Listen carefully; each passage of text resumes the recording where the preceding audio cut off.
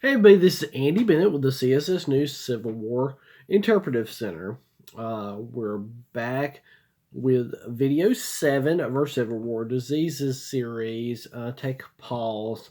Little parental advisory. We'll be talking about an adult topic, so if you have any children around you don't want to hear about this, or children watching this video series, the topic we're going to be talking about today is drug and alcohol addiction. Um, During the Civil War, one of the things that men would write home or talk about the most, other than food, is alcohol. They're spending Union Army, spending their money to buy it, brewing it themselves. One of the things they did, they would take all kinds of different recipes, different chemicals that are hazardous to you to mix together to make popsicle. There's many different little names for different brews they come up with. Most of them terrible.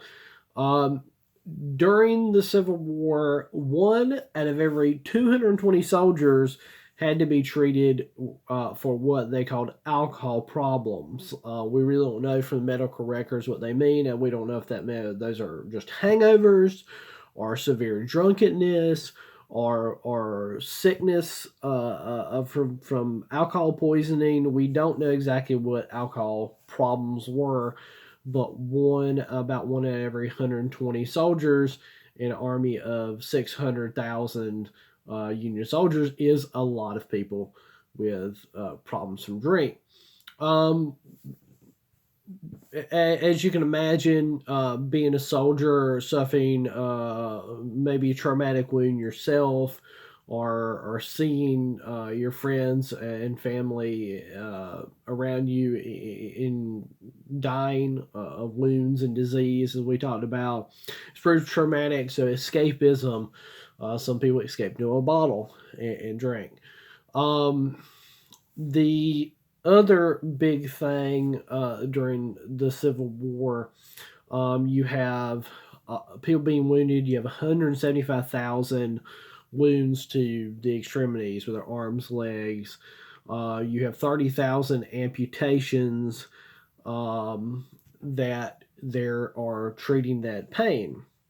They can be treated with different things, but 10 million pills of opium were prescribed out by Union doctors. Another almost 3 million ounces of other compounds having morphine or opiates in them for pain.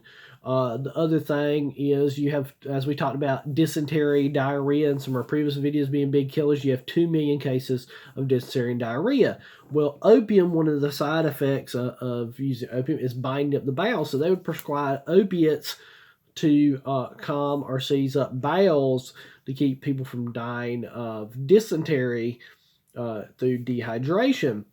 So you have all these guys, whether they've been wounded in the arm or leg and recovered, have a limb amputated, or had suffered through dysentery, as we talked about in previous videos about that. They become addicted to opiates. After the Civil War, you have your snake oils and other medicines, over-the-counter medications. These are some bottles from the time period. Typically, these cure-alls for aches and pains and things that these guys peddlers would peddle, or pharmacists would sell in their shop. In them are opiates. It's alcohol, opiates, marijuana, in these compounds, and they're just making you feel better. But for someone that's a soldier in the Civil War, has gotten addicted to opiates, these patent medicines that they can buy from a traveling salesman or from their pharmacy become something they feel like they need. So people get addicted.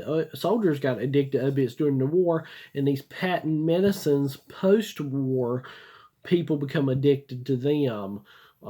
So one of the big scourges of the post-Civil War is an addiction to opioids.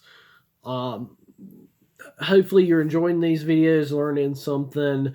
Yeah, as always, you can find our videos on Facebook, YouTube, and Instagram. Join me for our last video in our video series next time.